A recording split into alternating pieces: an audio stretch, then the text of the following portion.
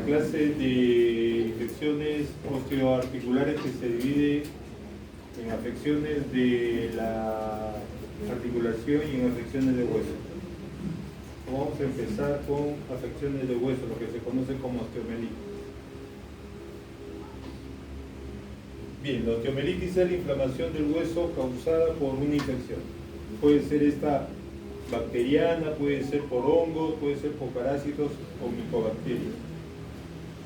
La clase que correspondiente a micobacterias, que acá tenemos una prevalencia, una predominancia también de la tuberculosis, eso lo va a dictar el doctor Rossi en estos días o más tarde. Se van a dar cuenta que algunas características de la osteomelitis son muy parecidas o son iguales a las de la artritis. Estamos hablando de la artritis séptica. La osteomelitis afecta a uno de 5.000 niños. Puede ser que afecte a uno de 1.000 recién nacidos. Es más frecuente en lactantes y en menores de 5 años, donde se ven el 50% de los casos. Esto principalmente con las osteomelitis que son causadas por vía hematógena, principalmente todos estos datos. Sin embargo, en los últimos años se está viendo de que la osteomelitis causada por la colocación de implantes está siendo cada vez más frecuente, entonces esto es probable que varíe de aquí a unos años. Como dije, es más frecuente en lactantes y en menores de 5 años, donde se ve el 50% de los casos. Los varones, en razón de 3 a 1, con respecto a las mujeres. El germen que generalmente está involucrado es el Staphylococcus aureus en las 3/4 partes de los casos, ¿no? Inclusive un poco más. Del 75 al 80% de los casos es el Staphylococcus aureus. Y esto es importante para que ustedes tengan en cuenta después el tratamiento que se da de forma empírica cuando no se sabe todavía qué germen es el que está afectando al hueso. Es más frecuente en hueso largo, principalmente en lo del miembro inferior.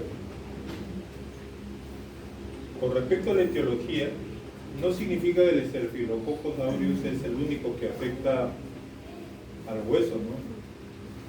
Pero es el que más frecuentemente se encuentra.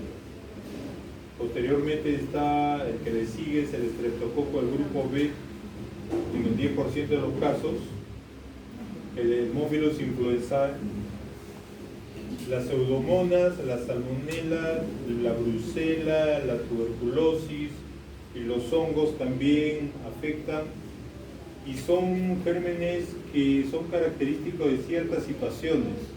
No vamos a ver un slide para eso, pero ya se está adelantando. Pseudomonas, drogaditos, salmonela, anemia drepanocítica, la brucela, la columna vertebral,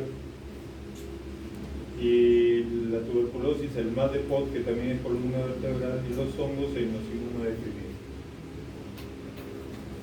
No significa que los drogaditos tengan predominancia de la salmonela, no, sino que deberíamos investigar en estos grupos, en estas patologías, este tipo de gérmenes como causantes de la osteomelitis. La osteomelitis puede clasificarse según su patogenia, según la etiología y según la evolución. Según la patogenia puede clasificarse en una osteomelitis hematógena aguda. También puede ser contigua a foco de infección o por inoculación directa del germen. Según la etiología tenemos la que produce pus, o sea la piógena, y la que no produce pus. Según la evolución, es la osteomelitis aguda, menor de 15 días, subaguda se afecta entre los 15 y 20 días, y crónica los más de 20 días. Esto es principalmente para las osteomelitis hematógenas, aquellas que vienen por la sangre, donde podemos diferenciar estos tipos de estadios, ¿no?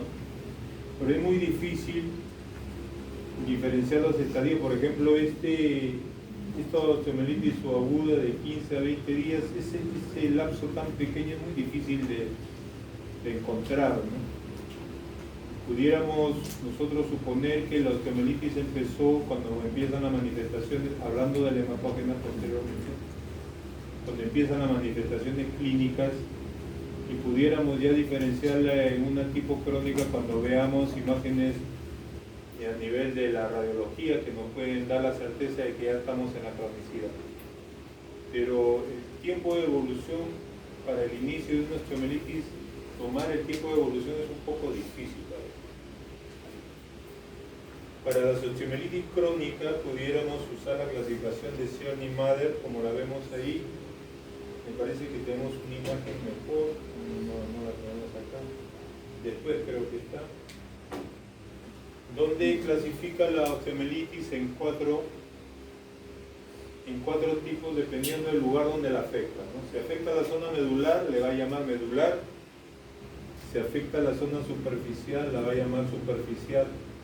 Si hay un segmento, la va a llamar localizada. Y si es todo el hueso lo que está afectado, la va a llamar difusa. Vamos a hablar ahora de la osteomielitis hematógena, que es el tipo más frecuente de infección ósea, que es más frecuente en niños menores de 5 años. Los gérmenes llegan vía hemática y forman focos primarios, principalmente metafisiarios. Ahora vamos a explicar por qué. Y la etiología va a depender de la edad, pero ya, repito, es más frecuente el estafilococo aureus. Hay factores importantes que hay que tener en cuenta, como la malnutrición, la inmunodepresión y la enfermedad crónica.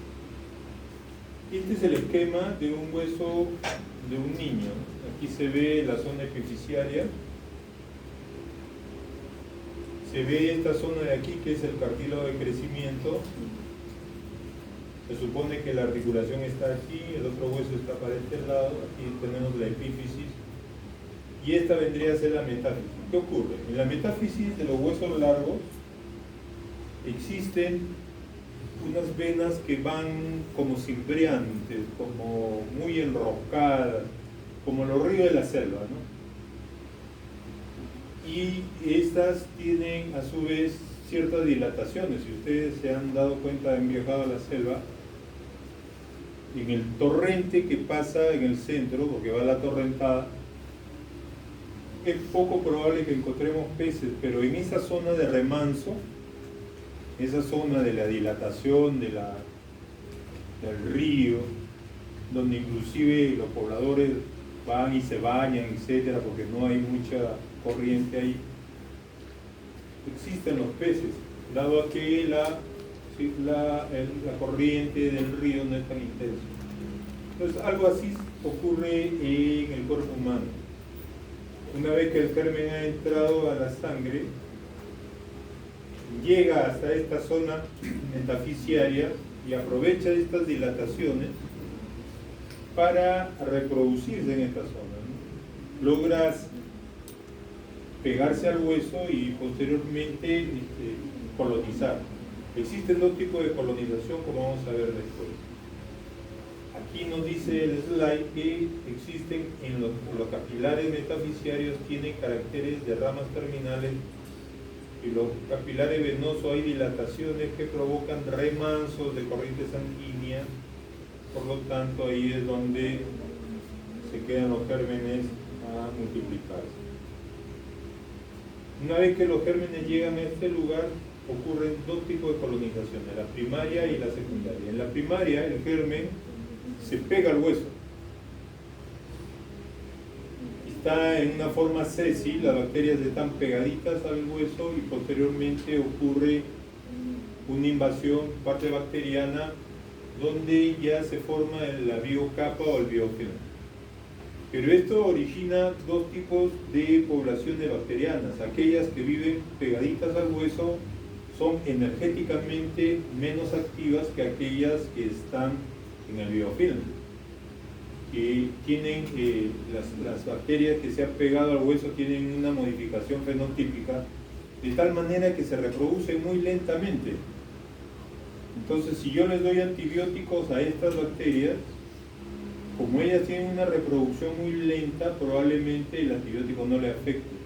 En cambio, aquellas bacterias que se encuentran en el biofilm, aquellas bacterias que están en esta zona, en la zona externa, estas tienen una producción muy rápida, tienen una actividad energética rápida, y por lo tanto a ellas sí les afecta los antibióticos. Esta es la explicación por qué es tan difícil tratar una osteomelitis, ¿no? O sea, para el traumatólogo tratar una osteomelitis es su talón de Aquiles, ¿no? Para todos. A veces hacemos todo lo posible para erradicar la infección en el hueso y es muy difícil retirarla. Por eso es que somos tan cuidadosos con la asepsia, para evitar que el germen se meta en el hueso, porque sabemos que cuando se mete el germen en el hueso es muy difícil erradicarlo. Y podemos estar años de años con el proceso infeccioso y con el proceso de tipo supurativo. Entonces, todo lo que yo le puedo dar al paciente como tratamiento me es ineficaz. Entonces hay que tener mucho cuidado, por eso es que somos muy exhaustivos en cuanto a evitar que el germen se meta en el hueso. Esto ya lo hemos explicado, ¿no?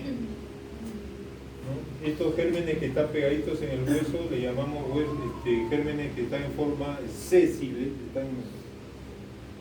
y como dice acá, las bacterias más externas, población planctónica, muestran un estado metabólico activo y son más susceptibles a los antibióticos. Estos que están aquí. Las bacterias que viven en el interior, en la forma sésil, o sea que están pegaditos aquí, sufren una modificación fenotípica y su estado de inactividad energética las hace muy resistentes a los antibióticos. Una vez que el germen ya se ha metido en el hueso, va a pasar diferentes situaciones. El germen está allí, el organismo se encarga de enviarle nuestras defensas. Hay una lucha entre ellos con liberación de enzimas y destrucción de hueso al mismo tiempo, y se produce esto que vemos aquí, que se llama absceso metafisiario, que es un absceso que se encuentra en la metáfisis, ¿no? El nombre lo dice, absceso metafisiario. Posteriormente, la pus sigue acumulándose y trata de buscar el exterior, porque el cuerpo no puede quedarse con la pus adentro. Por eso es que ustedes van a encontrar en el transcurso del desempeño de sus labores pacientes con fístulas, ¿no? Sean fístulas que son de la especialidad de cirugía vascular, de la especialidad de cirugía plástica, o de cirugía de otorrino, de cirugía general, porque la pus no puede quedarse ahí. Si hay un órgano que se infecta y la infección es controlable, no lleva a matar al paciente, entonces se van a formar fístulas. Acá lo que se está formando es una fístula intraósea, ahí donde está el puntero, tratando de llegar a la superficie del hueso, pero en los niños el periósteo es grueso, a diferencia del adulto. El adulto tiene un periósteo muy finito, y el periósteo del niño, si han tenido la oportunidad de entrar a ayudar a niños, tiene un periósteo muy grueso. Entonces, lo que hace es, la pus comienza a disecar, comienza a separar el periósteo del hueso, formando un absceso. Si está debajo del periósteo, sería un absceso subperióstico. Entonces, lo que tenemos aquí es la formación de un absceso subperióstico. ¿Hasta qué momento es la etapa aguda? La etapa aguda es hasta la formación del absceso metafisiario. Todo esto ya que estamos empezando a relatar ya viene a ser situaciones que ocurren ya pasados los 15 días, o que puede ser en los primeros, ya finalizando la segunda semana, se puede estar formando el absceso subperióstico. Como el periósteo en los niños es formador de hueso, al darse, entre comillas, al darse cuenta del organismo que el periósteo se está separando del hueso, dice algo pasa, entonces comienzo a formar hueso, y es lo que se ve en la siguiente imagen. Esto que está acá es un hueso nuevo formado a partir del periósteo. Y a eso nosotros denominamos involucro. Entonces estamos aprendiendo términos aquí. Esto de acá se llama involucro. Pero las fístulas se siguen formando porque la pus se sigue acumulando, de tal forma que inclusive ha quedado un pedazo de hueso aislado, como si fuera una isla, que es este pedazo de hueso que acá lo han pintado muy de blanco. Por supuesto, porque si ya está flotando en la pus, ya se quedó sin circulación, entonces ya no tiene circulación, es un pedazo de hueso muerto. Y a eso le conocemos como secuestro. Entonces tenemos aquí varios datos. Finalmente, la pus logra perforar el periósteo, llegando a las partes blandas, produciendo una infección de los tejidos blandos, ¿no? De la grasa, puede ser el músculo que está abajo, y perfora la piel y llega hasta el exterior, lo que nosotros llamamos como fístula cutánea. Entonces miren todo el proceso, ¿no? Acá estamos viendo a la osteomelitis hematógena desde el inicio, que es en la etapa aguda, hasta la forma crónica de ella. Entonces, primero el absceso metafisiario, posteriormente la fístula ósea y el absceso subperióstico, posteriormente el involucro, que es hueso nuevo a partir del periósteo, y el secuestro. Posteriormente perfora el periósteo, llega a las partes blandas produciendo infección de las partes blandas y al exterior por medio de una fístula cutánea. Esto está relatado aquí.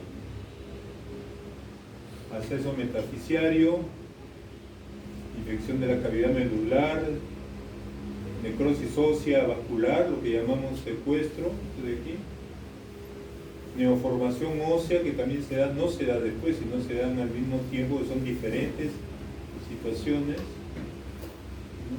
Por otro lado, el absceso subperióstico llega a comprometer la parte blanda, produciendo un absceso y drenando por medio de una fístula.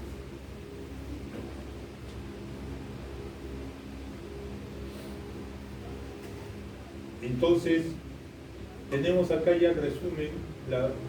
Ocurre la bacteriemia, el germen ingresa ya sea por medio de una infección a nivel de la garganta, puede ser una infección en los oídos, puede ser un niñito hospitalizado que tiene un catéter y por el catéter están entrando los gérmenes a la circulación y se van hasta el lugar.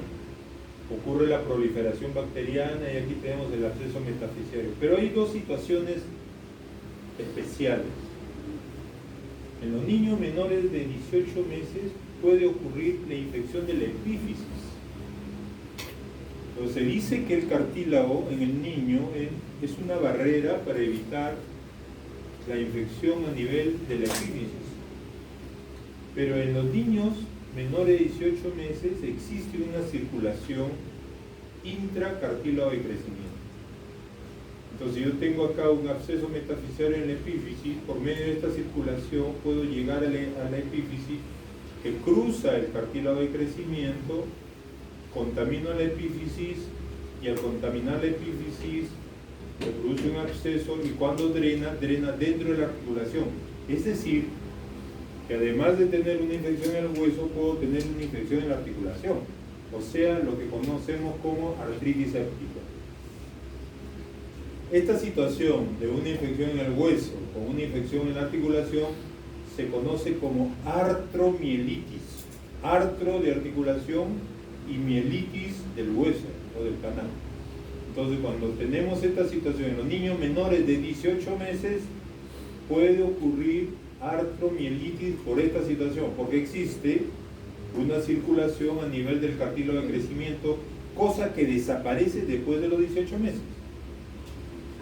Pero también ocurre otra situación, que existen metáfisis intraarticulares, o sea, zonas metafisiarias que están frente a la cápsula articular o que son intracapsulares, por decirlo de esa manera.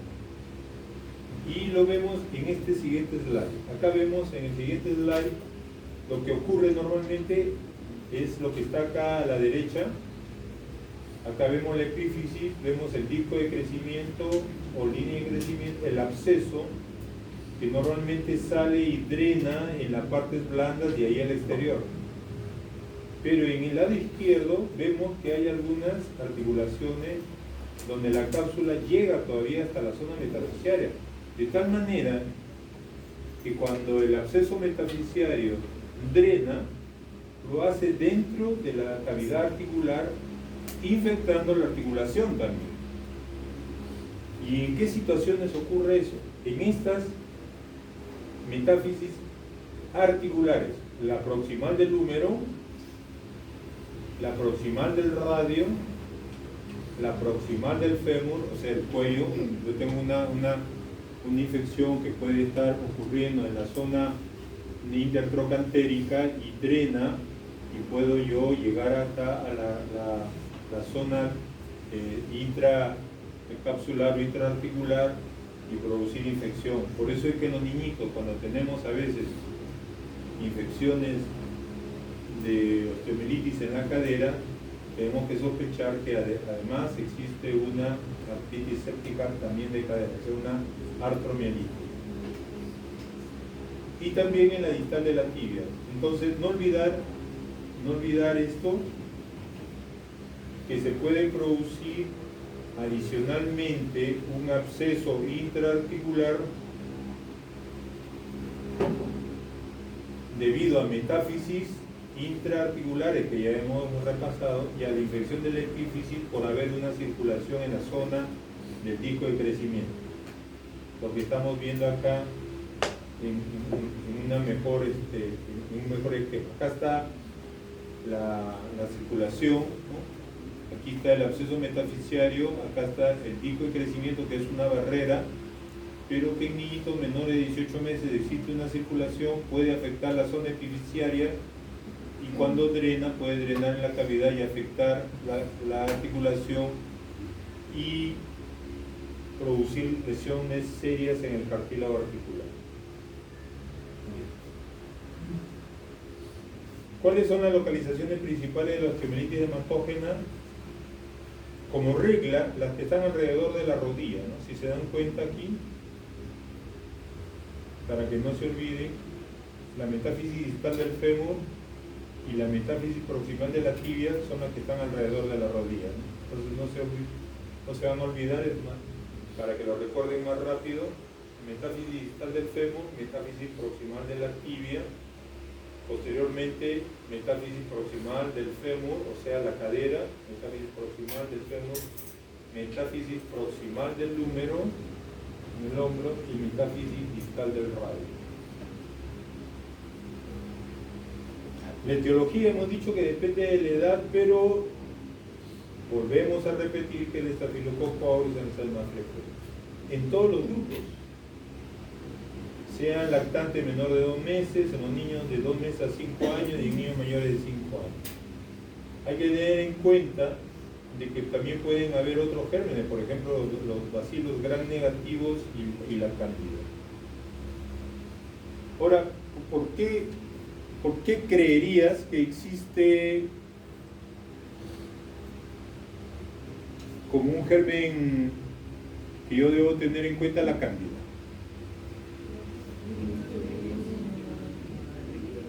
Puede ser por inmunodepresión, pero los niñitos vienen con sus antibióticos. ¿Por el canal del parto? Por el canal del parto, claro.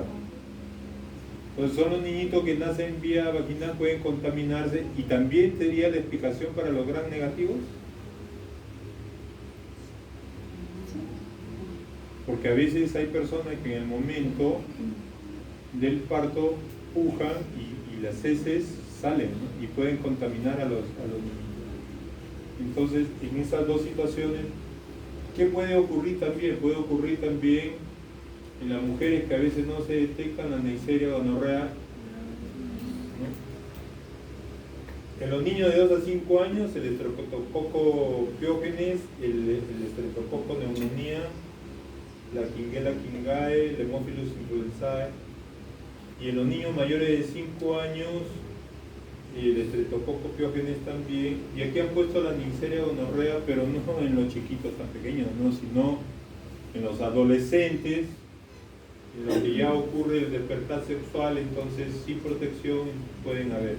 Aunque esto ya con el tiempo es probable que sea menor, pero de todas maneras existen poblaciones más susceptibles a este padecimiento. Estas son las situaciones especiales que ya las hemos nombrado al comienzo. Los adolescentes, Neisseria gonorrea, ya hemos explicado por qué.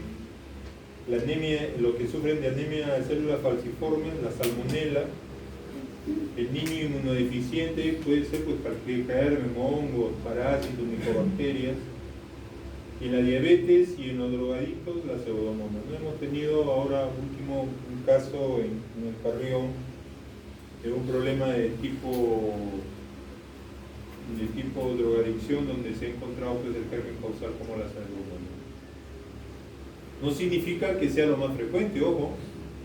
Significa que debemos tenerlos en cuenta, porque el germen más frecuente es el estafilococo aureus, ¿no?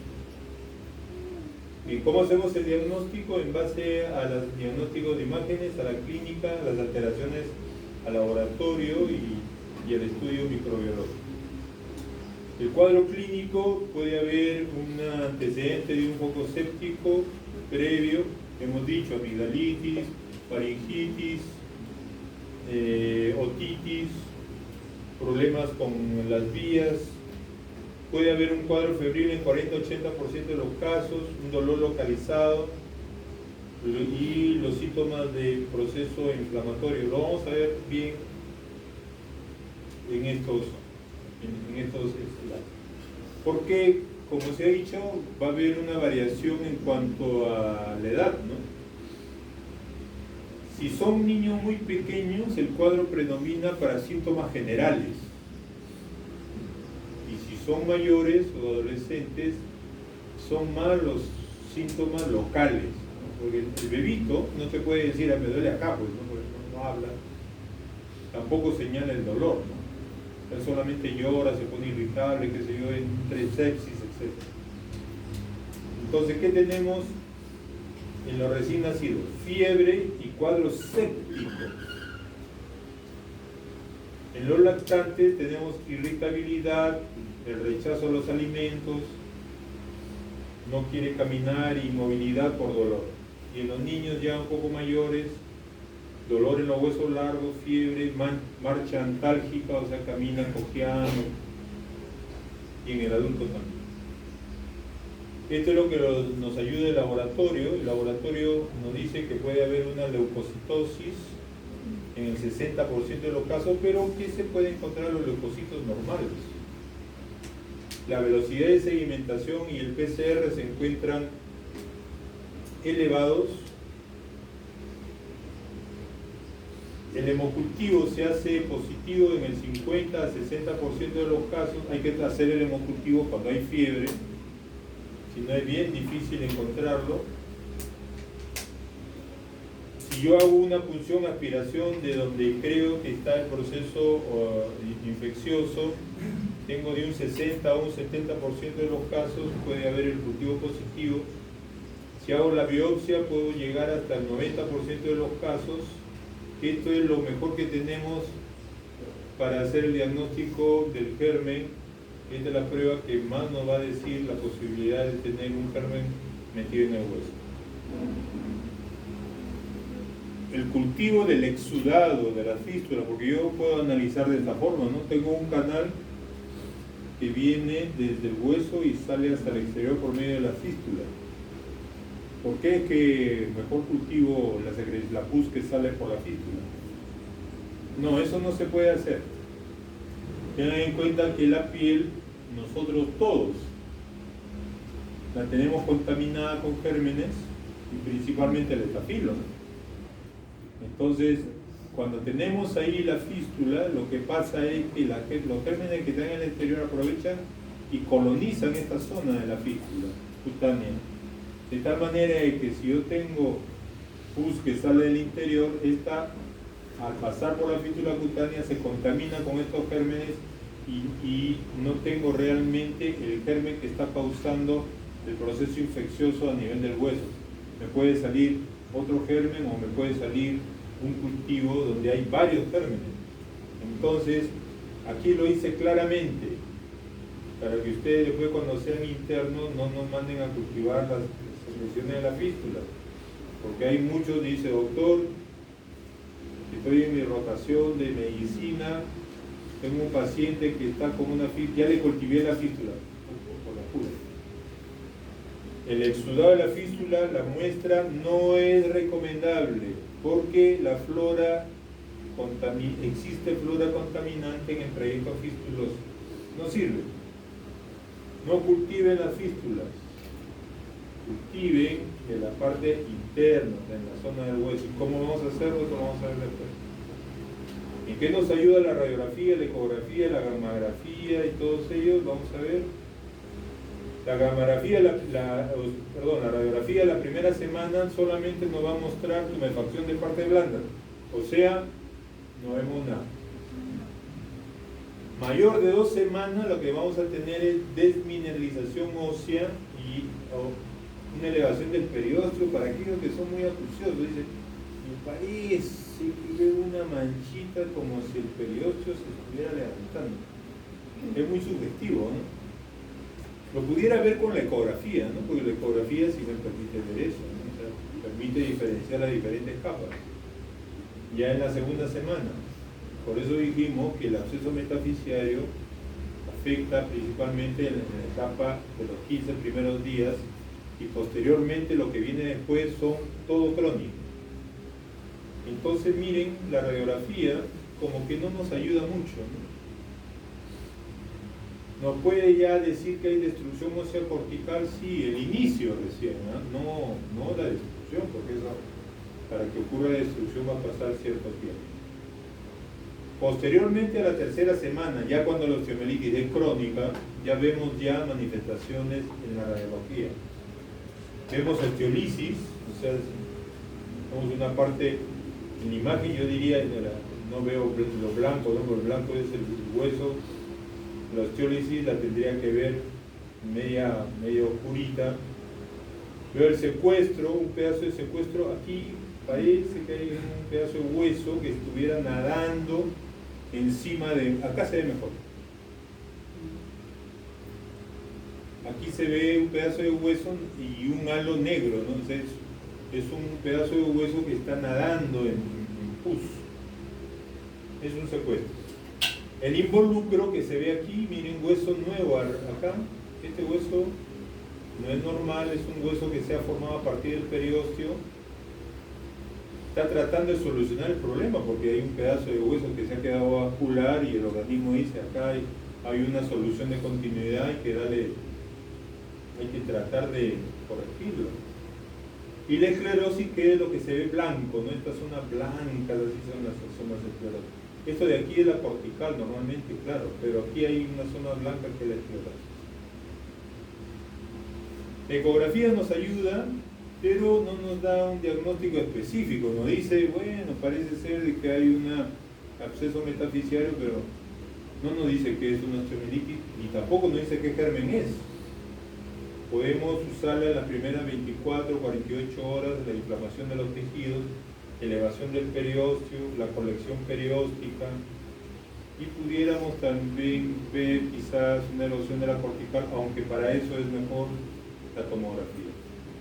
La gammagrafía es la prueba que nos dice rápidamente que el hueso está siendo afectado por algo, pero no nos dice qué cosa es tampoco. Porque esta mancha que se ve aquí en la gammagrafía puede ser porque el paciente recibió una patada, entonces se ve un proceso aquí de tipo inflamatorio. No nos diferencia muchas veces, aunque algunos reportes de la gammagrafía ya nos están viniendo con que debe sospecharse en osteomielitis. Pero hasta ahí no más llega, debe sospecharse. Por eso dice acá que tiene una sensibilidad de un 90%, o sea, rápidamente se pone positiva, pero tiene una especificidad del 70 un poquito más del 70%, o sea, no es tan específica. No me dice, me puede permitir el diagnóstico en el 87% de los casos, pero tampoco esto es el 100%. La tomografía es útil para ya la cronicidad, ¿no? Cuando el hueso se ha erosionado, se ha destruido, para evaluar qué es lo que tengo que hacer en el futuro con este hueso. Si tengo que poner injerto de hueso, si tengo que resecar todo el hueso, si tengo que quitar todo este pedazo de hueso y ponerle elementos protésicos, etcétera, etcétera. Y la resonancia nos permite ver las partes blandas y nos sirve para huesos que están muy en la profundidad, ¿no? Aquí, por ejemplo, se ve una colección por delante de las vértebras, y esto pudiera pues producirse un absceso, como los abscesos que se producen en la tuberculosis, que lo van a ver probablemente el día de mañana. Entonces, si yo quiero comparar una radiología simple con una resonancia, indudablemente que existe una diferencia bastante importante, ¿no? Yo veo la radiografía con mi experiencia de unos años, bueno, probablemente hay profesores que tengan más experiencia que yo, que tengan más de 30 años, pero yo tengo 30 años ya en la traumatología. Yo puedo decir, en esta radiografía no le veo nada.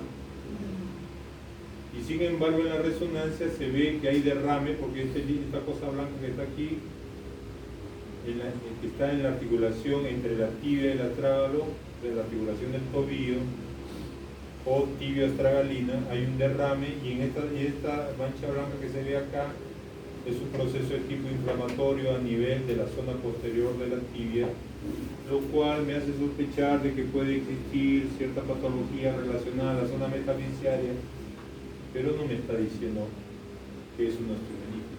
Igualmente en esta imagen es la de un niño. El anterior también ha sido un niño. Hemos visto el cartílago de crecimiento. Ojo, cuando ustedes sean ya internos, no confundir el cartílago de crecimiento que se ve aquí como una fractura. Acuérdense siempre de ver a los niños, porque a veces dicen los doctor, no traigo, ¿de dónde vienes? Vengo del tópico de cirugía, le hemos tomado una radiografía de este niñito y tiene una fractura. No, esa es su línea de crecimiento. Igual acá, ¿no? Estas son las líneas de crecimiento. Se supone que es cartílago, y el cartílago no da imagen como el hueso. Entonces el cartílago se ve claro. Por eso es que nosotros en la radiografía de adultos vemos un espacio entre el fémur y la tibia, ¿no? Está en el aire, ¿no? Ahí no está vacío. Están los cartílagos. El cartílago del fémur, el cartílago de la tibia y los meniscos. Por eso se ve ese espacio. Cuando eso se achica, nosotros decimos hay artrosis, porque el cartílago se supone que se ha adelgazado, ¿no? Ya estamos acostumbrados a ver ese tipo de radiografía. Acá también vemos que hay un proceso en partes blandas, pero no nos dice más. Bien, ¿cómo hacemos el diagnóstico? Según Peltola, tenemos que tener dos de estos criterios para hacer el diagnóstico. O tenemos un aspirado purulento, un cultivo bacteriano positivo de sangre o hueso, la presencia de síntomas y signos clásicos de la osteomelitis aguda, y los criterios radiológicos típicos de osteomelitis.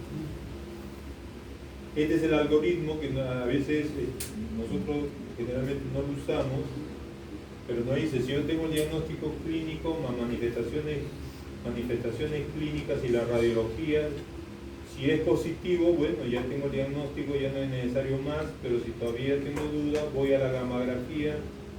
Si aún tengo duda, voy a la tomografía. Si tengo duda, voy a la biopsia. Muchas veces saltamos y de aquí las manifestaciones clínicas nos vamos de frente a la biopsia y ya no hacemos gamografía. Como hemos visto en el análisis, la gamografía nos ayuda, pero no es definitivo. Y en cuanto al diagnóstico microbiano, tenemos cultivo de absceso, el hemocultivo y el cultivo biopsia, que es el que más nos está dando la positividad. Hemos dicho hasta el 90% de los casos con cultivo biopsia. Aquí tenemos el tratamiento en general, líquidos intravenosos, antipiréticos, es decir, para la fiebre, ¿no? Analgésicos, significa para el dolor, dieta rica en proteínas, las medidas específicas con respecto a qué vamos a hacer, los aspectos quirúrgicos, drenaje quirúrgico, inmovilización y los antibióticos que son por 4 a 6 semanas, inclusive se puede alargar hasta 8 semanas y en algunos casos hasta 12 semanas. El tratamiento empírico, este es un tratamiento empírico y se ha nombrado así porque todavía no sabemos, en realidad no hemos encontrado el cultivo positivo a cualquier germen. Entonces nosotros tomamos la muestra y ahora ¿qué hacemos? Esperamos el cultivo. El cultivo va a demorar 5 o 6 días y de repente nos dicen dura más. No va a estar sin antibiótico. Entonces debemos de darle un antibiótico sin conocer el germen. Por eso es tratamiento empírico. Pero como yo sé que el germen más frecuente es el estafilococo, le voy a dar un antibiótico que mate al estafilococo, en este caso la cloxacilina. Esto está en todos los esquemas, cloxacilina, pero nuevamente repito, y desde que yo era estudiante, hace pocos años, siempre nos mostraban el cuadrito, cuando haya osteomielitis usen la cloxacilina. Y nosotros decíamos, ¿cuándo llegará la cloxacilina? Seguro que el próximo año. Han pasado, bueno, hasta ahora la cloxacilina no llegamos a usarla, pero usamos la oxacilina. En el Perú usamos la oxacilina. Entonces acá dice cloxa, pero es como si pusiéramos oxa. Entonces, si se dan cuenta, la oxacilina está aquí, está acá, está aquí, está aquí, está aquí, excepto para aquellos que son alérgicos a la oxacilina no le vamos a dar, obviamente. Tenemos ciertas alternativas. Pero, como se ve el caso, la oxacilina o con cefotaxima o gentamicina se puede dar en los pequeños, se pueden dar en los niñitos donde es más frecuente, miren, solo oxacilina, o también en lugar de la oxa damos la cefazolina, pero generalmente damos la oxacilina. La oxacilina da 4 horas, cada 6 horas, a veces yo he visto a los pediatras dar cada 4, ¿no? Y les dan un gramo, 2 gramos, etcétera, para rápidamente. Ahora, si el germen es resistente a la oxacilina, obviamente que tengo que buscar un antibiótico que no haga resistencia. Bien, aquí rápidamente vamos a ver, aquí vemos la cavidad donde está la osteomielitis, vemos en la resonancia la presencia de la fístula aquí. Este es el paciente, vemos la fístula cutánea. Yo prefiero retirar de inicio la fístula, ahí está saliendo pus por la fístula. Ya hemos dicho que no sirve el cultivo de la fístula. Llegamos hasta el hueso y hacemos una ventanita con el cincel, o en el caso médico se llama osteótomo. Se hace un cuadradito ahí, como estamos abriendo una ventana en el hueso. Ahí se ve que este es el pedazo que hemos retirado, mandamos al cultivo, todavía no sabemos qué germen tenemos ahí, y procedemos al lavado, ¿no? Con cloruro. Hacemos un curetaje, ahí está la cureta metido, y está metiendo estas esponjas que tienen antibiótico. Nosotros a veces ponemos perlas con antibiótico, que es cemento, cemento quirúrgico con vancomicina. Ahí está retirando las paredes de la fístula para que no quede nada que contamine. Después de haberlo hecho la limpieza, está dejando un dren que sirva de camino por si hay pus, salga por ahí, y lo está inmovilizando con una felpa. Muy bien, tenemos que tener el diagnóstico diferencial con con estas entidades, artritis séptica, y hemos dicho que en el niño pequeño pueden darse la afección de la articulación y la afección del hueso. ¿Cómo se llama eso? Artromielitis. Muy bien. Bien. Puede haber también celulitis, tromboflebitis. Si yo tengo una celulitis en el exterior y digo, voy a hacer una punción para obtener un contenido purulento del hueso, no puedo hacer tal situación, ¿no? Porque estoy pasando por una zona infectada y puedo con la aguja llevar el germen hasta el hueso. De repente el hueso no está infectado. Entonces hay que tener cuidado cuando adicionalmente existe un proceso de celulitis y yo tengo que hacer un aspirado, ¿no? Porque estaría metiendo el germen de las partes blandas hacia el hueso. Ya saben que en las partes blandas sí puedo yo curar, pero en el hueso es muy difícil curar la infección. La osteomielitis es una simuladora de tumores, eso seguramente lo van a ver con el doctor Cialer, lo van a escuchar también. Tiene una clase muy interesante, muy bonita. Es muy difícil los tumores, pero tiene una buena clase. Fracturas, fiebre reumática, artritis reumatoidea, leucemia, infarto óseo, hiperostosis. Acá están las complicaciones tempranas de la osteomielitis hematógena. Ya nuevamente estamos repitiendo artritis séptica, o sea, la infección en el hueso se complica con infección en la articulación. En dos situaciones, por la circulación intracartílago de crecimiento y porque existen metáfisis articulares. Embolia séptica, endocarditis bacteriana, meningitis, las tardías, osteomielitis crónica, fracturas porque debilita el hueso, deformaciones óseas, alteraciones de crecimiento cuando son niños pequeños. Bueno, un pedacito sobre osteomielitis contiguo al foco de infección, ¿no? Ya hemos revisado, vamos a volver a revisar este esquema. Se ocurre por extensión contigua, causa cerca del 80% de osteomielitis según los últimos reportes. O sea, en realidad esta vendría a ser, en unos años, probablemente sea la más frecuente de las osteomielitis y no las osteomielitis hematógenas. Pero para el efecto todavía seguimos. O sea, esto es lo que dice un autor, que la extensión causa cerca del 80% de la osteomielitis.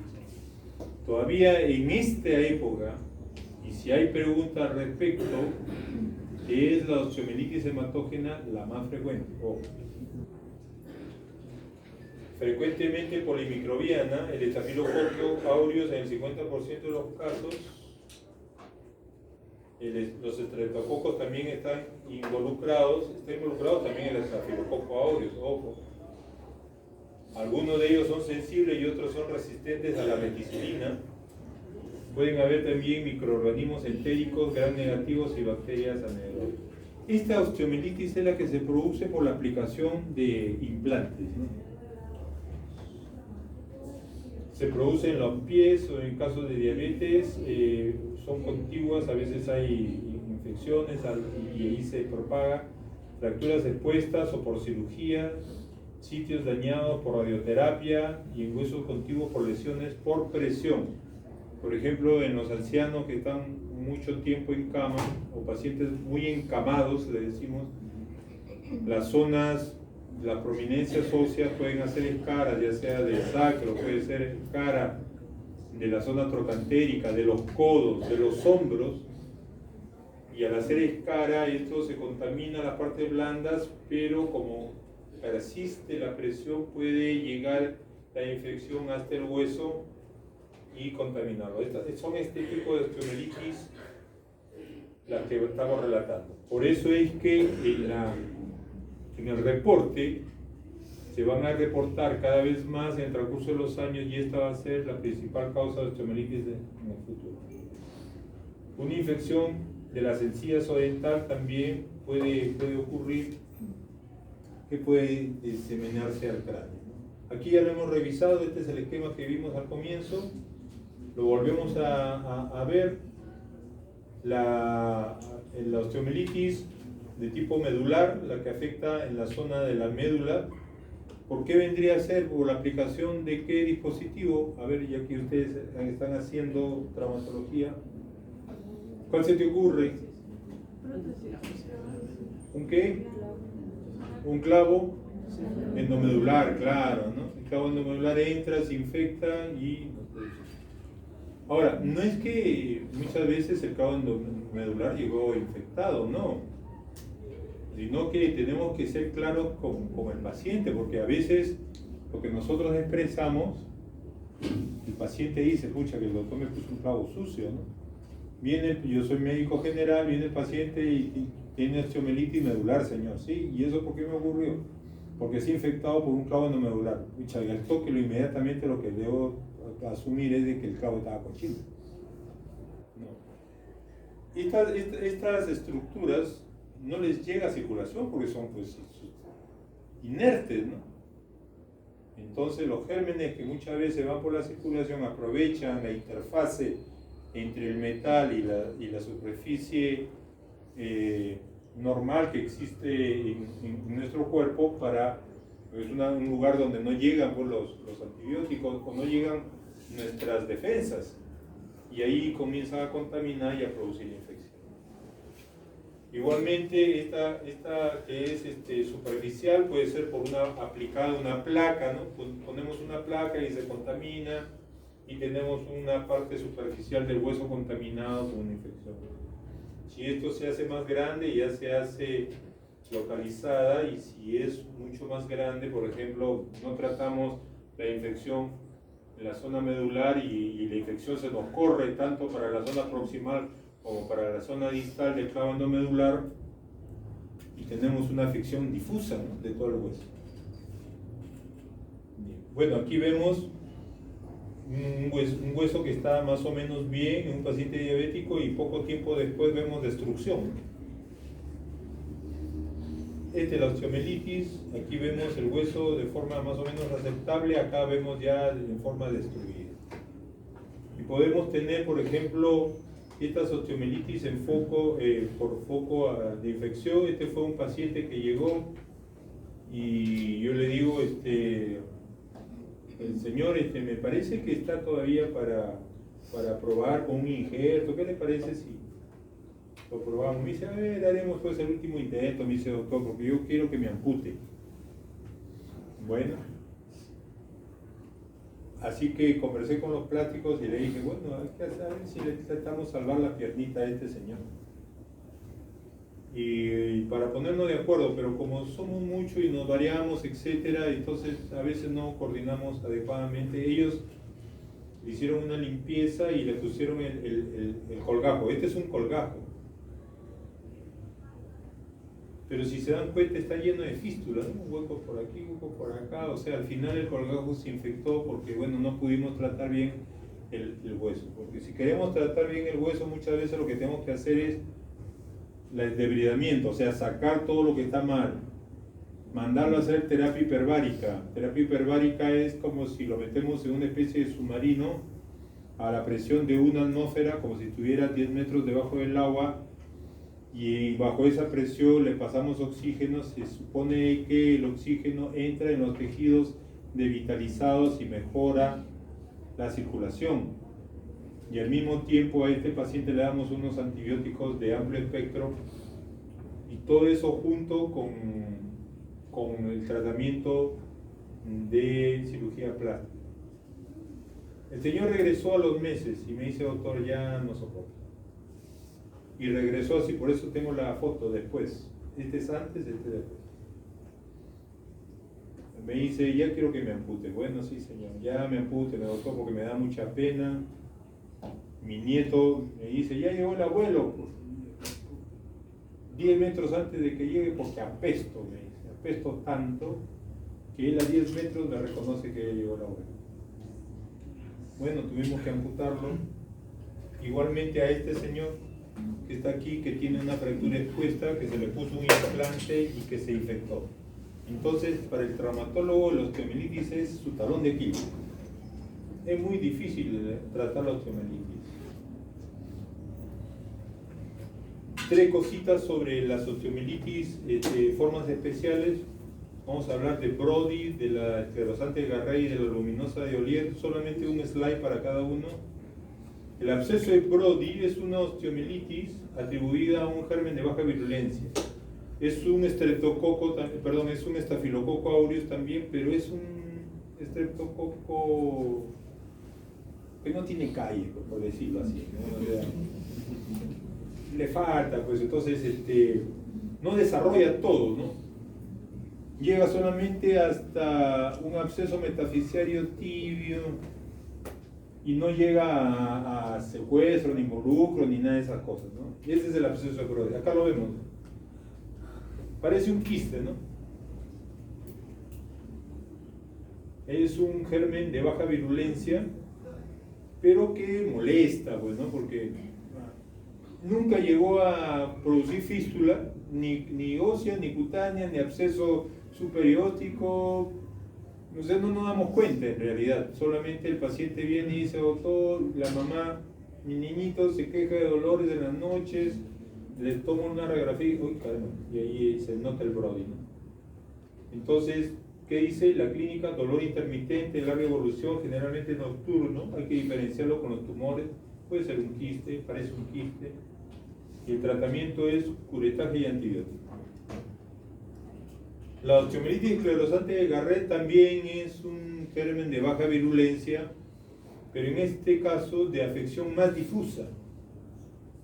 Aquí vemos el peroné de este lado está normal, la tibia de este lado está normal, pero vemos aquí esclerosis en todo el peroné casi. Entonces, es un germen que tampoco llega más, lo esclerosado produce fastidio, a veces friega todas las noches, o casi todas las noches, generalmente en los huesos largos hay una condensación difusa, hay un dolor de tipo neurálgico, y que es rebelde nocturno, le doy tratamiento y sigue, el dolor persiste. Hay que diferenciarlo con el Payet y el tratamiento del exéresis. Y digo, doctor, pero ahí está todo el peroné comprometido, ¿le va a sacar todo el peroné? Y me dice, sí. Le sacamos ahí el peroné, si podemos mantener el periósteo lo mantenemos, o mantenemos una parte del periósteo, porque después se vuelve a formar todito. En los niños es fabuloso. Y la osteoperiostitis aluminosa de Ollier, que es el absceso superióstico, pero a nivel del cráneo, nosotros no lo vemos, pero tengo que nombrarlo. Hay paredes engrosadas, lo ve generalmente en neuro, el contenido es amarillo filante, no afecta por la zona de adentro, ¿no? Solamente la primera cortical, y el tratamiento es el curetaje y el antibiótico. Muy bien, pasemos ahora a artritis séptica. La artritis séptica es la inflamación de una articulación causada por un microorganismo piógeno que provoca reacción inflamatoria, supuración y destrucción articular. Tengan en cuenta que la artritis séptica es una de las emergencias en traumatología. Entonces hay que aprenderla, quiero que estén atentos porque hay que aprenderla a diagnosticar para que no se nos pase y no seamos culpables de una negligencia. La traumatología tiene pocas emergencias. Las fracturas expuestas, las luxaciones, principalmente de grandes articulaciones, ¿no? La más severa de ellas, que hay que tenerle miedo, es la luxación de rodilla. Después tenemos el síndrome compartimental, que es muy peligroso. Y el último vendría a ser, bueno, los politraumatizados, fractura de pelvis y la artritis séptica. Aquí estamos viendo a pacientes afectadas por artritis séptica y estamos empezando viendo la secuela. Ven cómo sale la pus de la cadera, una pus maloliente, fétida. Y acá vemos la otra señorita con una afección de cadera que tiene una gran dificultad para caminar, y eso es lo que vamos a tratar de reconocer en el transcurso de la clase para evitar este tipo de complicaciones. Bien, la artritis séptica es más frecuente que la osteomielitis, es más frecuente en lactantes y en menores de 3 años, afecta a los varones también más que a las mujeres por 2-1. Puede ser poliarticular en el 10% de los casos, principalmente en los recién nacidos y en los inmunocomprometidos.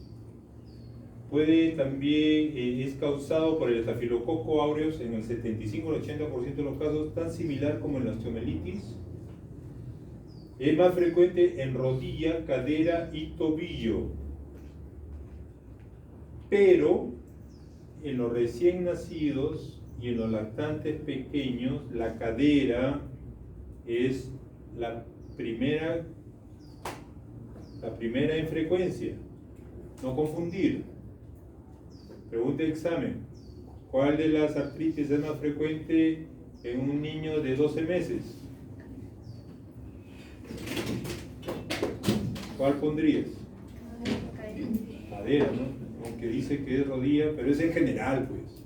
Estamos especificando que en niños menor de 2, en niños pequeños, la cadera es la más frecuente.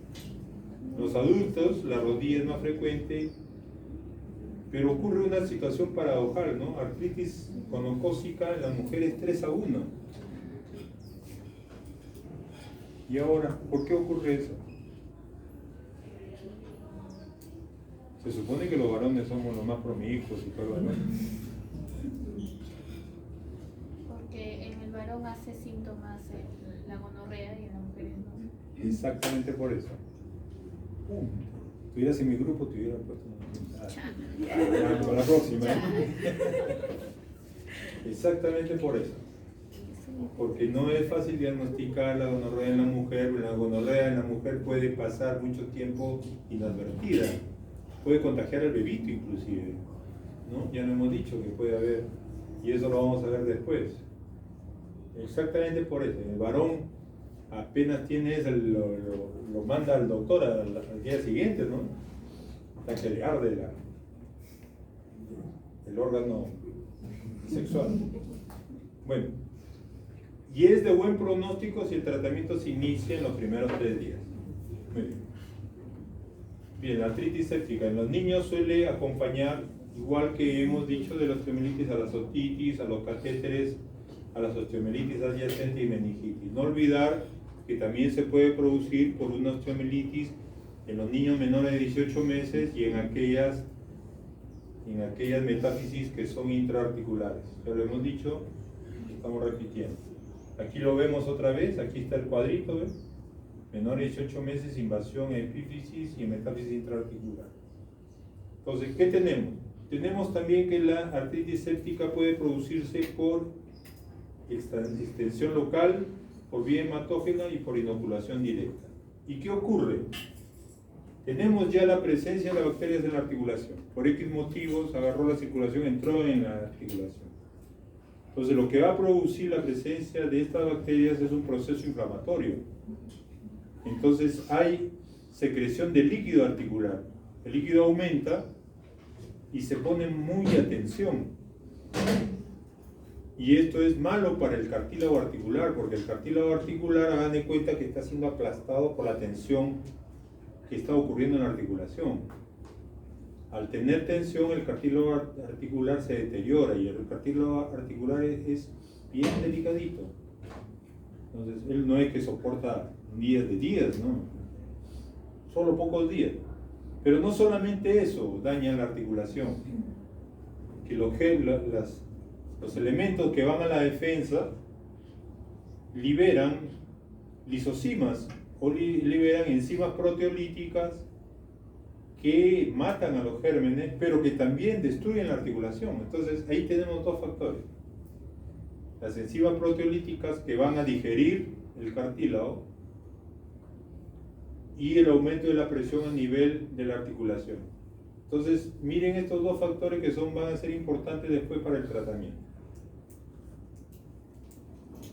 Esto es lo que ocurre normalmente en la artritis séptica. Acá tengo el esquema de una articulación normal, posteriormente hay fisuras, porque ya se deteriora la articulación, el cartílago articular se pierde y lo que viene después es la anquilosis, que es el daño ya severo de la articulación. Y para esto no hay retorno. Y solamente tenemos de 3 a 5 días. Y si se nos pasó el tiempo, la fregamos. Bien, ¿y qué tenemos aquí con respecto a la artritis séptica? Tenemos de que hay situaciones que vamos a tener en cuenta. Disminución de la defensa del huésped, la penetración directa, las enfermedades articulares previas y el trauma articular. En la disminución de la defensa del huésped, enfermedades neoplásicas, los neonatos, los ancianos, el alcoholismo, enfermedades crónicas como la diabetes, cirrosis, insuficiencia renal y los inmunosupresores. En la penetración directa, los procedimientos como artrocentesis, artroscopías, cirugías y heridas cortantes. Infiltraciones, ojo. Nosotros, por ejemplo, nos hemos visto que hay algunas otras especialidades y espero que ustedes estén o en mi lado o al lado de las otras especialidades que infiltran. Pero como médicos generales también infiltramos. El área que se esteriliza para la infiltración no es igual como el área que se esteriliza para un intramuscular. O sea, yo no solamente le echo como la enfermera viene y un pedacito chiquito y ahí pongo mi infiltración, no. Tiene que ser un área amplio. Nosotros los traumatólogos hacemos un área amplio, pero hemos visto que en algunas otras especialidades de repente ellos se tienen mucha confianza, pero nosotros, a pesar de que lo hacemos con mucha asepsia, no nos tenemos tanta confianza porque vemos y tratamos este tipo de patologías. Entonces, cuando ustedes infiltren, hagan áreas amplias para que no ocurra una infección por llevar el germen en la infiltración. Pueden también heridas cortantes, las enfermedades como la artritis reumatoide, artrosis, artropatía por microcristales pueden hacer que esto se haga más frecuente. Las localizaciones son en rodilla, el 40-50% de los casos, en cadera, del 13 al 20, en tobillo, de 10 a 15, en codo, en hombro y en muñeca. Este es un cuadro muy similar al que hemos visto anteriormente, solo que aquí hemos agregado la Neisseria gonorrea. O sea, son los mismos agentes causales de la osteomielitis los que afectan también a la artritis. El estafilococo aureus en todas ellas.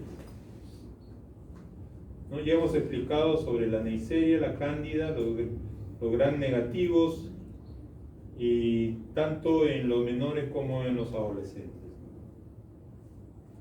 ¿Qué tenemos para el diagnóstico? Para el diagnóstico tenemos el cuadro clínico, pueden haber manifestaciones sistémicas o locales, vamos a ver cómo se presentan, la prueba de laboratorio en qué nos ayudan, el diagnóstico por imágenes y la artrocentesis. Aquí tenemos que las manifestaciones sistémicas son fiebre, escalofríos, hiporexia, irritabilidad, apatía, y las manifestaciones locales son la tetrades Celsus, que ya la conocen, ¿no? Por proceso de tipo inflamatorio, rubor, calor, tumefacción. Y también tenemos que en algunos de los casos los niños, los afectados, presentan una posición antálgica, y esto es importante. Aquí vemos las posiciones antálgicas. En cadera ocurre una cadera como si fuera una fractura. Seguramente ya han visto a pacientes fracturados de cadera. Está más o menos así, ¿no? Abducción, flexión de cadera, flexión de rodilla y rotación externa. Si es rodilla, la rodilla no está totalmente estirada, está siempre flexionada entre 20 y 40 grados. Si es el tobillo está en un equino de 10 a 20 grados. O sea, no está en 90 grados. Generalmente el pie reposa en equino, ¿no? Si nosotros vemos a algún sobrino, bueno, cualquier persona que está acostadita siempre está más o menos en equino. Y esa es la posición que se mantiene. Es una posición de reposo. ¿Qué significa? Que en esta posición la cápsula articular no está tensa y por lo tanto si hay un proceso infeccioso en la cápsula con tensión no va a estar a 90 grados ni va a estar totalmente en equino. Está en una posición neutra, un poco en equino, porque en esa postura está laxa. Igualmente en las otras posturas antálgicas que adopta el individuo, y en el codo entre 40 y 60 grados. En los niños pequeños, igualmente como en la osteomielitis, predominan los síntomas sépticos. Si un niñito no va a localizar el dolor, nuevamente repetimos. En cambio, en los niños mayores, en los adultos, las manifestaciones locales, ¿no? Rubor, dolor. ¿Qué te duele? Te especifica el dolor. La prueba de laboratorio, tenemos también leucocitosis con desviación izquierda, similares a la osteomielitis, la velocidad de sedimentación y el PCR igual, el hemocultivo es positivo también igual. La radiología nos da síntomas sucesivos. Estos síntomas que están aquí, estas manifestaciones radiológicas, no ocurren al mismo tiempo, no se vayan a confundir. Primero podemos observar que hay en la radiología un edema periarticular, para los que les guste ver. Cuando son niñitos se toman las caderas y se ve que una cadera está un poquito más separada, lo cual significa que se quiere luxar y que hay un aumento de volumen a ese nivel. Aumento del espacio articular, derrame, como acabamos de decir, disminución del espacio articular, o sea, ya ocurre al revés. Al comienzo lo vemos separado y después ya lo vemos como que está más pegadito. ¿Por qué? Porque ya ocurrió la condrólisis, o sea, el cartílago ya se destruyó. Entonces ya vemos el hueso más pegado. Desmineralización ósea subcondral epifisiaria, irregularidad de contorno articular como acá, ¿no? Aquí se ve que se está comiendo la cabeza del fémur. Destrucción progresiva articular. Los signos radiológicos son tardíos, no sirven para el diagnóstico. Dice, voy a sacarle una radiografía para ver si es arte, no sirve. Todo es clínico.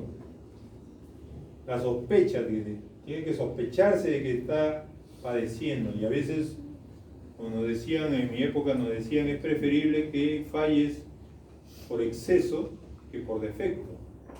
Este paciente parece que es una apendicitis, nos decían, y al final entra a sala de operaciones y no le encuentra el apendicitis, bueno, pero y si era apendicitis, de repente le daba peritonitis y moría. Entonces nos decían es preferible fallar por exceso que por defecto. Siempre hay que pensar en lo malo para descartarlo. Este puede ser un cáncer, hay que descartarlo. Claro que al paciente no le vas a decir. Entonces, tengo que pensar en eso, porque si me sobra, digo, no, este es un quistecito, no pasa nada. Ya he visto un montón. ¿Cuántos has visto? 2. Bueno, y pasan 6 meses y al final resultó ser un cáncer y pasaron 6, 8 meses y todo lo que debió tener de quimio no lo hiciste. Porque las enfermedades neoplásicas ahora se pueden mejorar, ¿no? Antes se decía, no, la sobrevida son 2 años, ¿no? Y bueno, y la sobrevida era 2 años, 3 años, 4 años. Ahora sobrevivimos, porque yo también soy un sobrevividor de cáncer, sobreviviente de cáncer. Yo ya tengo 13 años de un mieloma, ahí estoy, todavía pateo la pelota.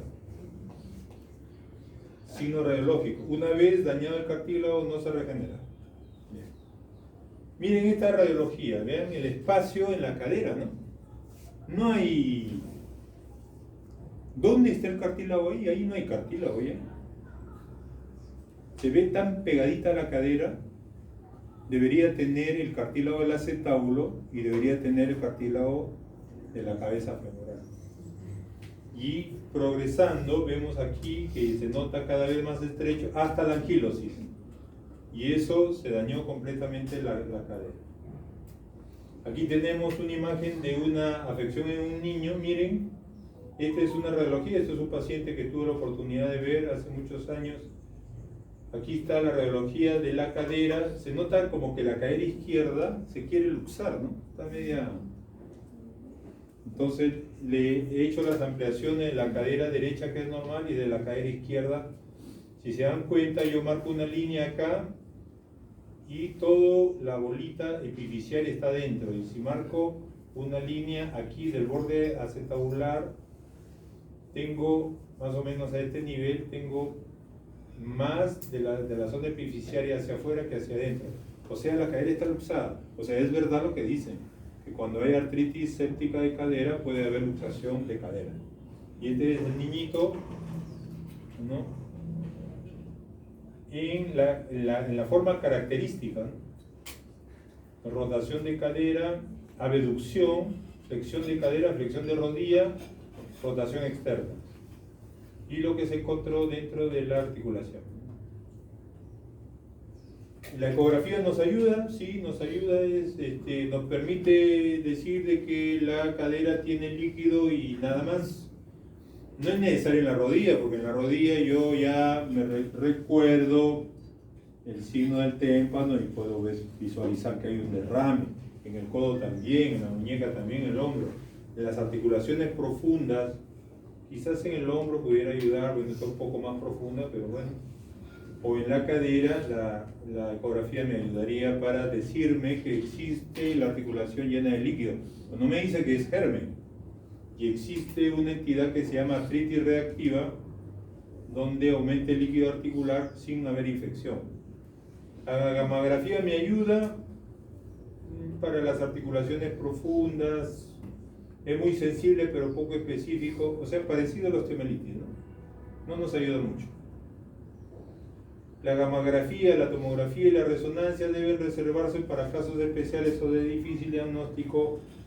Estas articulaciones profundas como la sacroiliaca, púbica, esternoclavicular, manubrio esternal, ya que las anteriores técnicas de imagen permiten diagnosticar la mayor parte de las artritis agudas. Pero ¿cuál es el gol estándar? Este término no me gusta, pero lo usan mucho mis colegas. ¿Cuál es lo más adecuado para esto? Es hacer la artrocentesis, que significa que yo limpio bien la zona donde voy a hacer la evacuación del líquido, y si veo de que tiene características purulentas como entonces el diagnóstico ya está claro. Lo único que me falta es diagnosticar el germen. Saco una muestra de ahí, lo mando a cultivar y empiezo con un tratamiento empírico, así como empezamos en la osteomelitis. Aquí se está haciendo la punción. Tuvimos la suerte de hacer una artrocentesis, por suerte, mis alumnos que tuvieron, llevaron una maqueta de una rodilla y pudieron hacer una artrocentesis en una rodilla podríamos decir, de entrenamiento. Bueno, aquí tenemos qué es lo que nos diferencia el líquido séptico con respecto al normal, al inflamatorio, al traumático.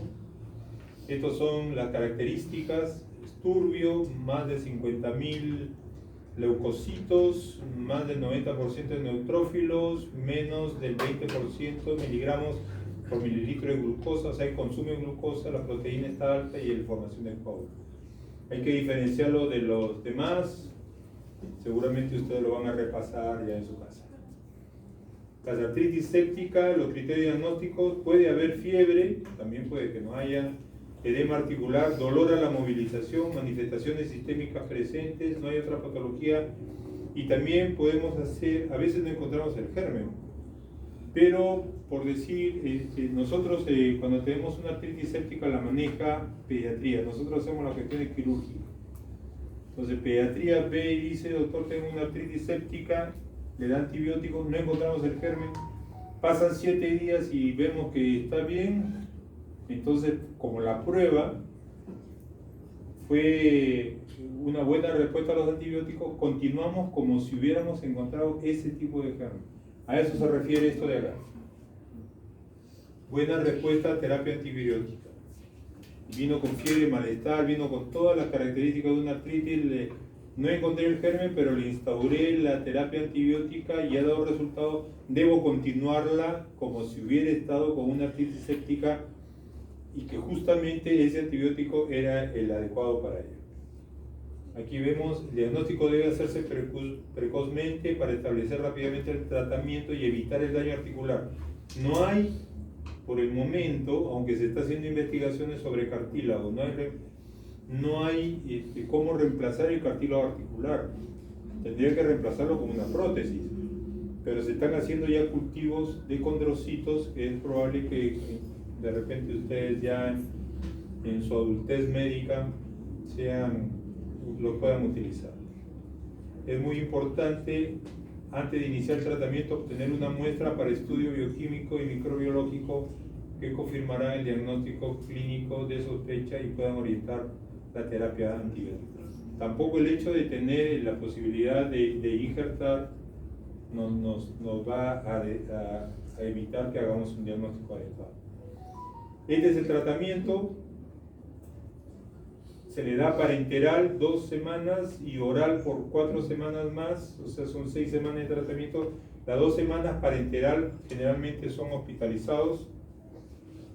Hay que hacer el drenaje del exudado purulento, porque al hacer yo la atrocentesis lo que estoy haciendo es disminuyendo la presión y estoy botando las enzimas.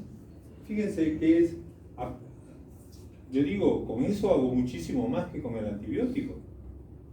Yo estoy qué sé yo, en un pueblo lejano, no tengo la vancomicina, no tengo nada, tengo un aumento de volumen y aparentemente encontré pus.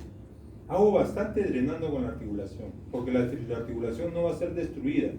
Porque ¿quién destruye la articulación? ¿El germen? No, lo destruye el aumento de presión y las enzimas proteolíticas. Si yo retiro las enzimas proteolíticas y disminuyo la presión en la articulación, estoy haciendo bastante por la articulación. Y puedo darle el antibiótico que tenga y puede demorarse un día más. Claro, porque no puedo demorarme en drenar eso. La artrocentesis es la piedra angular del tratamiento, como dice aquí. La piedra angular del tratamiento es el drenaje de la articulación, o sea, la artrocentesis. Posteriormente hago una inmovilización, reposo del paciente, etc. Acá vamos a ver un niñito que tuvo la oportunidad de operar. Anteriormente se hacía irrigación con drenaje, vamos a ver cómo se hace la irrigación con drenaje. Miren cómo está en una posición antálgica, ¿verdad? La rodilla no se extiende totalmente, está hinchada la rodilla, es una rodilla pequeñita. Ahí vamos a hacer una incisión que para su rodilla es grande, es una incisión de unos 2-3 centímetros. Son 2 centímetros solamente ahí. Pero para la rodilla es una incisión grande. Le he quitado la aguja a la hipodérmica, pero con esa punta puedo penetrar la cápsula y el contenido es un contenido cremoso, ¿no? Purulento. Esto debe ser de un tinte como si fuera un té, pero bien ralito, bien suavecito, o sea, casi transparente, le llamamos citrino, ¿no? El citrino es como si fuera casi el líquido, como el cloruro, este es cloruro, pero de un tinte muy suavecito amarillento, ¿no? En cambio lo que hemos sacado de pus, aquí hacemos el lavado, estamos lavando la articulación, no nos cansamos de lavar. Yo le digo a mis residentes, ¿ya te cansaste? Sí, no, sigue todavía. Cuando ya te canses más, ahí es. Ya se sigue lavando, ya ahora sí, listo. Ya hicimos una buena lavada. Acá era irrigación, o sea, es decir, ponemos un aparato por donde entra el líquido. Actualmente ya no es necesario. Se ha visto que las artrocentesis seriadas, o sea, ¿qué significa? Yo hago artrocentesis, boto, o mando a cultivar, etc. Se vuelve a llenar, vuelvo a sacar, se vuelve a llenar, vuelvo a sacar. Eso se llama seriado. Las artrocentesis seriadas tienen tanto efecto como esto. Acá se ponía el drenaje por donde el cloruro goteaba, es decir, había un lavado continuo y el desagüe es la segunda que hemos puesto acá, por ahí salía el desagüe, ¿no? Lavaba y desaguaba. Pero ahora ya no se hace eso. Se le ponía un yesito porque el niño no lo iba a tolerar, iba a estar moviéndose, etc. Ahora solamente artrocentesis, nada. Bien. El diagnóstico diferencial con sinovitis transitoria de la cadera, ya hemos dicho, sinovitis hemorrágica, osteomielitis aguda, celulitis, etc., artritis por cristales y otras más. Las complicaciones, lesión del disco en los niñitos que están en crecimiento, esto les afecta el crecimiento, pueden hacerle genuvalgo, deformidades importantes. Si ya no se logra agarrar la artritis séptica en los primeros días, hacen artrosis, rigideces articulares, anquilosis, y si es cadera puede haber luxación, necrosis avascular, coxa magna y anquilosis. ¿Y cuáles son los factores de mal pronóstico? El retardo del inicio del tratamiento mayor de 5 días, una edad menor de 1 año, una infección en la cadera y hombro, las osteomielitis concomitantes, o sea, además de artritis hay osteomielitis, artromielitis, compromiso de más de 4 articulaciones, huésped inmunocomprometido y mal estado nutricional. Bueno, ¿y qué pasó con estas chicas? Y llegaron al hospital, acá no era posible ponerle una prótesis, ya tenía una complicación por una infección de su cadera, nos refirió que era una chica que no caminaba más o menos 2 años, estaba postrada en cama, y entramos a limpiarla, había un poco de necrosis vascular en la cabeza femoral, hicimos esta cirugía, le hicimos una osteotomía por debajo de la cadera, ya no entrar en la cadera, y la logramos parar, como ven a la joven aquí, y de lo que estuvo postrada la hicimos caminar, y esto es el resultado, ¿no? Ahora han pasado ya cerca de unos 14 años, tuvo su bebito, bueno, ha engordado, etcétera. No quiere que le hagamos el alargamiento es un poco caro, porque aquí ha quedado dismetría, ¿no? Una pierna es muy corta, aproximadamente 10 centímetros más. Aquí ella camina más o menos bien porque está con un alza en su zapato, pero ya es cuestión de ella, ¿no? Y con esta niñita que tenía esta dificultad para caminar, de 15 años, con anquilosis en cadera, la cadera que está ahorita aquí flexa así está fija, no es que ella está poniéndose así porque quiere sobrarse, sino que así está su cadera fija. Entonces aquí le hicimos la maniobra de Thomas. Para aquellos que les gusta la semiología, que es importante, flexionamos la cadera del lado contralateral y vemos la cadera del lado contrario, ¿no? Aquí estamos flexionando la izquierda, estamos viendo la derecha, la cadera derecha debería quedarse en la camilla, pero no se queda, se levanta 70 grados, o sea, tiene una anquilosis en 70 grados, o sea, y ya su cadera normalmente está así. Entonces, para poder caminar, ella hace esto, ¿no? Tira la cola para atrás y flexiona. Por eso es que se le ve a ella en esta posición acá. Hay una hiperlordosis y flexiona un poco la rodilla. ¿Qué otra cosa encontramos? Encontramos que la cadera se iba hacia adentro, o sea, era un poco aducta. La rodilla no estiraba totalmente, ahí le falta 10 grados para la extensión. Por eso acá dice menos 10 grados. Y la flexión de la cadera llegaba la flexión llegaba hasta 110 grados, acá podemos flexionar la rodilla y llega hasta 110 grados. La cadera no se movía, quedaba solamente en 70 grados fijo. Entonces analizamos la situación y vimos de que la cadera, como hemos visto en los esquemas, está totalmente pegada. Tendríamos que entrar y despegar la cadera, pero ¿con qué sentido? Para ponerle mejor postura. Así que dijimos, mejor la manejamos igual que la otra joven, la tratamos en la zona trocantérica, le hacemos osteotomías. ¿Y qué va a pasar en el futuro? Si en el futuro ella va a querer prótesis. Bueno, entrenamos a nuestros residentes ya para que la manejen, porque ya nosotros no tenemos esa tecnología de componer este hueso derechito, ¿no?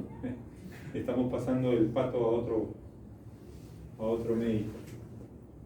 Dijimos, es probable que podamos hacer alguna situación en la adultez y probablemente nosotros ya no estemos para solucionar eso, ¿no? Así que la operamos,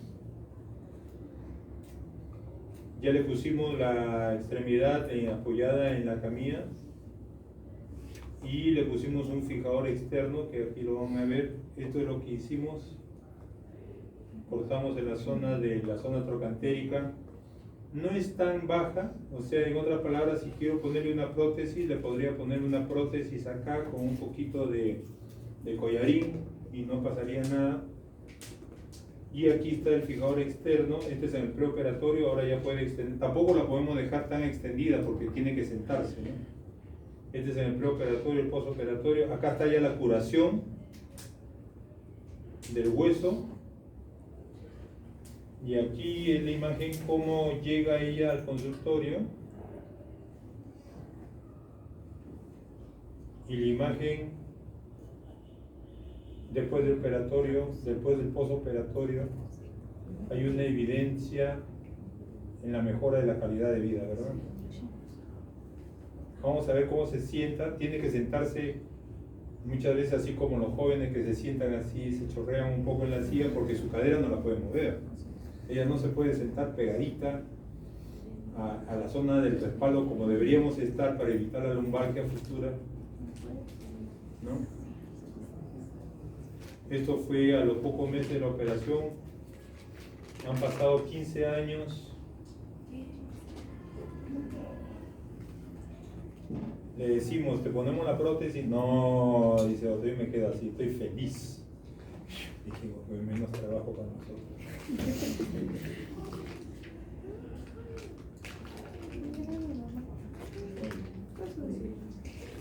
¿Alguna pregunta? Doctor, para la artritis séptica, el lavado articular se puede hacer por artroscopía, ¿no? Sí, se puede hacer por artroscopía. ¿Cuántas veces se tiene que realizar el procedimiento? Dijimos hasta que te canses, ¿no? Tú dices, oh, ya 4 veces, es suficiente. No, 5, 6, 7, Es que nuestro 8. doctor nos dijo que también se hacía dejando unos días, hacía otra sesión y luego otra sesión. Claro, se puede hacer también de esa manera, si en realidad recidiva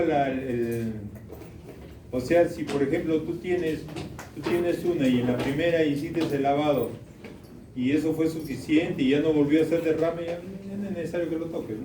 Por lo general no es uno. No, es que no es una, es lo que necesita el paciente, ¿no? Entonces, si el paciente vuelve a hacer un derrame articular y se supone que como ya viste que es pus, lo vuelves a meter para darle su lavado, ¿no?